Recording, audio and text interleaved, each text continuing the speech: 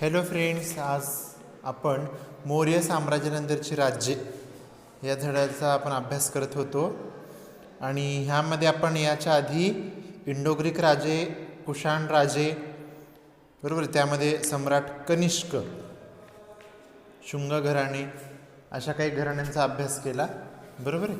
त्यानंतर आता आपण पुढे जाणार आहोत ते म्हणजे गुप्त राजघराणे, बरोबर आहे, ज्याच्यामध्ये आपण समुद्रगुप्त आणि चंद्रगुप्त ह्या दोन महान राजांचा आपण याच्यामध्ये अभ्यास करणार आहोत. पहा, इसवी सनाच्या 3ऱ्या शतकाच्या शेवटी आता आपण इसवी सनाच्या 3ऱ्या शतकाचा आपण विचार करतोय.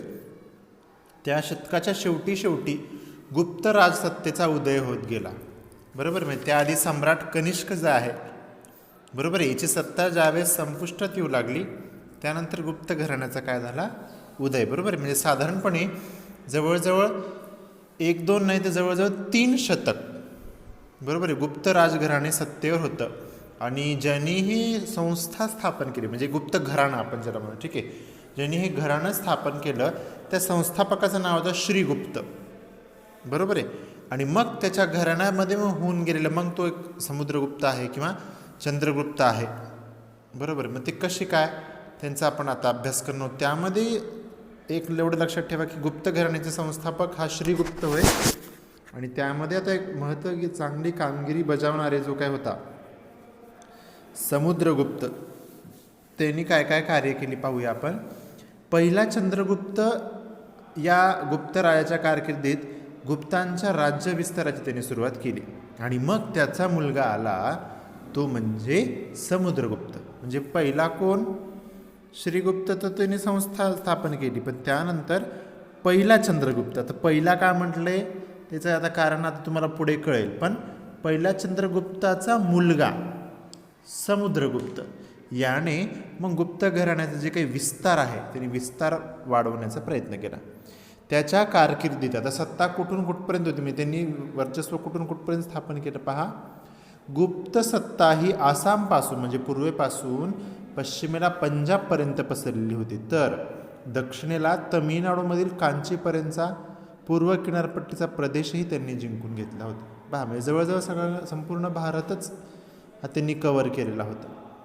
समुद्रगुप्ताने मिळवलेल्या विजयामुळे त्याच्या सत्तेचा दबदबा सर्वत्र वाढला आणि त्यामुळे वायव्येकडील जे काही राजे आहेत तसेच खालच्या अतिदक्षिणेकडच्या टोकाकडचा जो काही भाग आपण म्हणतो, जर श्रीलंका आपण म्हणतो, या राजांनीही त्याच्याशी मैत्रीचा करार केला. समुद्रगुप्ताचा पराक्रम आणि त्यांनी मिळवलेले विजय याचे वर्णन जे काय म्हणजे त्यांनी कशी कामगिरी केली याचा विचार प्रयागच्या स्तंभालेखामध्ये म्हणजे जे काही लिखित साधन आहे यामध्ये केलेला आपल्याला पाहावयास मिळतो. आणि हाच जो काही लेख आहे तो प्रयाग प्रशस्ती म्हणून ओळखला जातो, त्यालाच अलाहाबाद प्रशस्ती असेही म्हणतात. आणि विशेषतः म्हणजे काय होती पहा, हा जो काही समुद्रगुप्त होता का नाही, याला हा वीणा वादनामध्ये अतिशय प्रवीण होता किंवा त्याला खूप आवड होती वीणा वादनाची. वीणा म्हणजे माहिती ना, सरस्वतीच्या हातातलं जे काही एक संगीताचं वादन आहे ज्याच्यातून तारच छेडल्या जातात, त्यातून वेगवेगळ्या स्वरांचं नाद निर्माण होतो, त्याला वीणा असं म्हटलं गेलं. जर सरस्वती देवींचा जर तुम्ही फोटो बघितला त्यामध्ये ते देवीच्या हातामध्ये पहा वीणा दिसते आडव्या स्वरूपात ठेवलेली, बरोबर आहे का. तशी त्या वीणेमध्ये हा समुद्रगुप्त अतिशय प्रवीण होता. प्रवीण म्हणजे त्यामध्ये पारंगत होता किंवा त्याला ती कला वाजवण्याची अवगत होती, बरोबर आहे.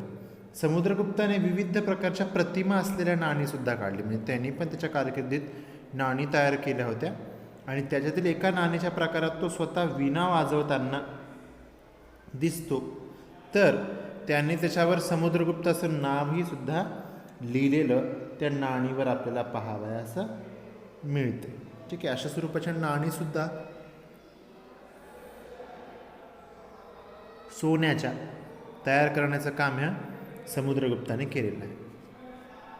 आता पुढे जो येतो तो म्हणजे समुद्रगुप्ताचा मुलगा आता येतो तो म्हणजे दुसरा चंद्रगुप्त. आता का दुसरं नाव पडलं आता लक्षात, म्हणजे पहिला जो काही चंद्रगुप्त होता या दुसऱ्या चंद्रगुप्ताचा मग तो कोण झाले, आजोबा झाले, बरोबर आहे. म्हणजे पहिला चंद्रगुप्त त्याचा मुलगा समुद्रगुप्त आणि समुद्रगुप्ताचा मुलगा दुसरा चंद्रगुप्त. पहा, दुसरा चंद्रगुप्त हा समुद्रगुप्ताचा मुलगा होता. गुप्तांचे साम्राज्य त्याने वायव्येकडे वाढवले आणि त्याने माळवा, गुजरात, सौराष्ट्र जिंकून घेतले. दुसऱ्या चंद्रगुप्ताने त्याची मुलगी प्रभावती हिचा विवाह वाकाटक घराण्यातील दुसरा रुद्रसेन याच्याशी करून दिला आणि अशा रीतीने दक्षिणेकडील सुद्धा बलशाली वाकाटक सत्तेशी नातेसंबंध त्यांनी जोडले. दिल्लीजवळील मेहरौली येथे एक लोहस्तंभ उभा आहे, बरोबर आहे. ते पण आपण मागे ऐकलेलं आहे आपण. ते सुमारे 1500 वर्षांहूनही अधिक जुना आहे, तरी तो गंजलेला नाही. प्राचीन भारतीयांनी तंत्रज्ञानात केलेल्या प्रगतीचे हे एक प्रतीक आहे. आणि याच लोहस्तंभावरील लेखात चंद्र नावाच्या राजाचा उल्लेख आहे. त्या उल्लेखाच्या आधारे हा जो काही मेहरौली येथील जो काही दुसरा चंद्रगुप्ताने जो काही स्थापन केलेला आहे लोह, हा म्हणजे ह्याच काळामध्ये होऊन गेलेला आहे असं मानलं जातं. कारण त्याच्यात चंद्र नावाच्या राजाचा उल्लेख होतो. मग हा चंद्र म्हणजेच दुसरा चंद्रगुप्त होय असं त्यावरून सिद्ध किंवा इतिहासकारांचं म्हणणं तसं आहे, बरोबर आहे. त्यामुळे त्या उल्लेखाच्या आधारे हा लोहस्तंभ दुसऱ्या चंद्रगुप्ताच्या काळातील आहे एक असं सुद्धा मानलं जातं. दुसऱ्या चंद्रगुप्ताच्या काळात फाहियान हे एक महत्त्वपूर्ण नाव येते बरं का. बौद्ध भिक्खू चीनमधून भारतात आला होता. त्याने त्याच्या भारतातील प्रवासाचे वर्णन लिहून ठेवले आहे. त्यामध्ये गुप्त साम्राज्यातील उत्कृष्ट राज्यव्यवस्थेची सुद्धा माहिती त्यामध्ये मिळते. हा जो काही युआन शॉंग किंवा फाहियान असे जे काही बाहेरील देशातून आलेले जे काही प्रवास वर्णन करणारे जे काही काय म्हणून आपण त्याला लिहिणारे तत्त्वचिंतक होते, त्यांनी त्यांच्या ग्रंथात लिहून ठेवल्यामुळे आज आपल्याला भरपूर इतिहासातल्या माहितींची ज्ञान होतं. त्या ज्ञानामुळेच आज आपण इतिहासामध्ये अशा व्यक्तींचं आपण विशिष्ट पद्धतीने वर्णन करू शकतो, बरोबर आहे. आणि ह्याच वर्णनावरून हे जे काही फाहियान किंवा युआन शॉंग हे गाव म्हणजे भारतभर जर फिरले नसते तर आपल्याला अनेक गोष्टीचा उलगडा झाला नसता. कारण की आपल्यातले खूप काही ज्या काही रहस्यमय गोष्टी आहेत किंवा लिहून ठेवलेल्या गोष्टी आहेत हे काही कारणास्तव नष्ट झाल्यात, बरोबर आहे. त्याला कारणीभूत असणारे अनेक घटक आहेत. तो आता सध्या आपला विषय नाही, बरोबर आहे. आपल्याला फक्त एवढं समजून घ्यायचं की प्रवास करत असताना हे जे काही चीनी लोक होते त्यांनी बौद्ध धर्म स्वीकारला भिक्खू म्हणून आणि ते संपूर्ण भारतभर फिरले. त्यावेळेस त्यांना जे जे काही राजे महत्त्वाचे वाटले त्यांचं लिखाण त्यांनी करून ठेवलं होतं, बरोबर आहे. अशाच प्रकारचं पुढचं येतं ते म्हणजे वर्धन राजघराणे. गुप्त साम्राज्याचे सामर्थ्य कमी होऊ लागल्यानंतर उत्तर भारतात अनेक राज्य उदयाला आली. वर्धन राजघराण्याचे राज्य त्यापैकी एक होते. दिल्लीजवळ असणाऱ्या थारसेर या ठिकाणी प्रभाकर वर्धन नावाचा राजा राज्य करीत होता आणि त्यानेच या वर्धन घराण्याची स्थापना केली. म्हणजे प्रभाकर वर्धन याने वर्धन घराण्याची स्थापना केली आणि हर्षवर्धन हा त्याचा मुलगा होता. हर्षवर्धनाने वर्धन साम्राज्याचा विस्तार केला आणि त्याच्या कारकिर्दीत वर्धन साम्राज्याचा विस्तार उत्तरेला नेपाळ, दक्षिणेला नर्मदा नदी, पूर्वेला आसाम आणि पश्चिमेला गुजरातपर्यंत झाला होता. कामरूप म्हणजे प्राचीन आसाम, हे लक्षात ठेवा. कामरूप म्हणजे प्राचीन आसाम. तेथील राजा भास्कर वर्मन यांच्याशी त्याचे मैत्रीचे संबंध होते. हर्षवर्धनाने आपला राजदूत चीनी दरबारात पाठवला होता आणि ह्याच हर्षवर्धनाने चीनी सम्राटबरोबर मैत्रीचे संबंध सुद्धा प्रस्थापित केले. त्याने त्याची राजधानी कनौज येथे प्रस्थापित केली आणि त्याच्या कारकिर्दीत व्यापाराची भरभराट झाली. राज्याच्या उत्पन्नाचा खूप मोठा हिस्सा तो प्रजेच्या हितासाठी वापरत असे आणि दर 5 वर्षांनी तो स्वतःची सर्व संपत्ती प्रजेला काय करत असे, दान करत असे. एक खूप मोठं एक उदार व्यक्तिमत्व म्हणून ह्या हर्षवर्धनकडे पाहिलं जातं. हर्षवर्धनाच्या दरबारातील राजकवी बाणभट्ट याने हर्षचरित या हर्षवर्धनाच्या जीवनावरील ग्रंथसुद्धा लिहिलेला आहे आणि त्याच आधारे हर्षवर्धनाच्या कारकिर्दीची माहिती आपल्याला मिळते.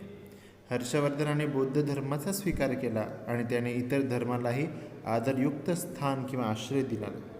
हर्षवर्धनाने जे काही महत्त्वपूर्ण ग्रंथ लिहिले त्यामध्ये रत्नावली, नागानंद आणि प्रियदर्शिका ही महत्त्वाची 3 संस्कृत नाटके आणि त्याच्याच काळात युवान श्वांग हा बौद्ध भिक्खू चीनहून भारतात आला होता आणि तो भारतभर फिरला आणि नालंदा विद्यापीठात तो जवळजवळ 2 वर्षे राहिला होता आणि त्याने चीनमध्ये गेल्यानंतर मग बौद्ध ग्रंथाचे चीनी भाषेमध्ये रूपांतर करण्याचं काम ह्या युवान श्वांग ह्या व्यक्तीने केलेलं आपल्याला पाहावयास मिळतं. अशा स्वरूपामध्ये एक चांगले राजघराण्यातले राजे हे होऊन गेलेले आपल्याला यातून पाहावयास मिळतात. बरोबर आहे. मग त्यामध्ये आता आपण पुढे पाहणार आहोत ते म्हणजे ईशान्य भारतातील राजसत्ता. बरोबर आहे. आता पहा, ईशान्य भारत म्हणजे भारताकडचा ईशान्येकडचा जो काही भाग आहे आपल्या भारताचा, जर तुम्ही नकाशा बघितला त्यामध्ये आजचं जे काही आसाम आहे, मणिपूर आहे, नागालँड आहे, ही सगळी स्वरूपाची जी काही आजची राज्य आहेत ती, तर तिथे पण अनेक राजसत्ता होऊन गेल्या. त्यातल्या काही आपण पाहणार आहोत ते पहा. ईशान्य भारतातील मणिपूर प्रदेशात उलुपी या राजकन्येचा अर्जुनाबरोबर विवाह झाल्याची कथा महाभारतामध्ये आहे. बरोबर आहे. अर्जुनासोबत जे काही विवाह झालेला उलुपी आहे, आता हे महाभारतामध्ये तुम्हाला अभ्यास करायला मिळेल. कामरूप हे राज्य इसवी सनाच्या 4थ्या शतकात उदयाला आले आणि पुष्यवर्मन नावाचा जो काही राजा होता हा या राज्याचा संस्थापक होता. समुद्रगुप्ताच्या अलाहाबाद येथील स्तंभालेखात त्याचा उल्लेख केलेला आपण पाहावयास मिळतो. कामरूपच्या राजाचे अनेक कोरीव लेखसुद्धा उपलब्ध आहेत. महाभारत आणि हे जे काही रामायण ही महाकाव्य होऊन गेली का नाही, या महाकाव्यामध्ये कामरूपाचा उल्लेख प्राग्यज्योतिष या नावाने केलेला आहे आणि प्राग्यज्योतिषपूर जी काय आहे हीच याची काय होती, राजधानी होती. म्हणजे प्राग्यज्योतिषपूर म्हणजे आजचं ज्याला आपण आसाम हे जे काही शहर आहे, बरोबर आहे, गुवाहाटी शहर ते आहे. बरोबर आहे. आणि पेरिपल्स ऑफ द एरिथियन सी म्हणजे तांबड्या समुद्राचं जे काही पुस्तकामधलं एक वर्णन केलेलं आहे, बरोबर आहे, त्या वर्णनामध्ये पाहावयास मिळतं. पेरिपल्स म्हणजे एरिथियन सी म्हणजे तांबडा समुद्र, बरोबर आहे, आणि तांबड्या समुद्राचं एक माहिती पुस्तक ज्याला असं पेरिपल्स ऑफ द एरिथियन सी असं म्हटलं गेलं. ह्या पुस्तकामध्ये त्याचा उल्लेख किहादिया म्हणजे किरात लोकांचा प्रदेश असा केलेला पाहावयास मिळतो. कामरूप राज्याचा विस्तार ब्रह्मपुत्रा नदीचे खोरे, भूटान, बंगालचा काही भाग आणि बिहारचा काही भाग या प्रदेशामध्ये झालेला होता. आणि ईशान्य भारतातील कामरूप राज्यात युवान श्वांग हा सुद्धा व्यक्ती गेलेला होता. त्याचवेळी भास्कर वर्मन हा तेथील राजा होता. बरोबर आहे. तसेच या पाठामध्ये आपण मौर्यानंतरच्या काळातील उत्तर भारतातील विविध राजसत्तांचा परिचय करून घेतला. तसेच त्या सुमारास ईशान्य भारतात काय परिस्थिती होती ते पण आपण बघितलं आहे. बरोबर आहे. आणि आता आपण पुढील पाठात आपण दक्षिण भारतात असलेल्या राजसत्तांचा परिचय म्हणजे आता आपण उत्तर आणि ईशान्य भारत जे काय आहे हे संपूर्ण आपण कव्हर करायचा या धड्यातून प्रयत्न केला. बरोबर आहे. आता जो काही उरलेला जो काही भाग आहे तो म्हणजे दक्षिण भारत ज्याला आपण म्हणतो, बरोबर आहे. म्हणजे दक्षिण भारतामध्ये कोणकोणाच्या सत्ता होत्या, बरोबर आहे. त्या सत्ता दिसांचा पण आपल्याला अभ्यास करायचा आहे, पण तो पुढच्या धड्यामध्ये, म्हणजे पुढच्या धड्याचं नावच आहे की दक्षिण भारतातील प्राचीन राज्य. बरोबर आहे. आणि त्या दक्षिण भारतातील प्राचीन राज्यामध्ये मग आपण दक्षिण भारतामध्ये कोणी कोणी आपलं वर्चस्व प्रस्थापित केलं अशा व्यक्तींचा आपण मग त्यामध्ये अभ्यास करणार आहोत. ठीक आहे. अशा प्रकारे आपला मौर्य साम्राज्यानंतरचा जो काही राज्य आहे हा धडा इथंच संपतो. ठीक आहे. अशा प्रकारे आपला हा 8वा धडा इथेच संपतो. आपण इथे थांबूया. ठीक आहे.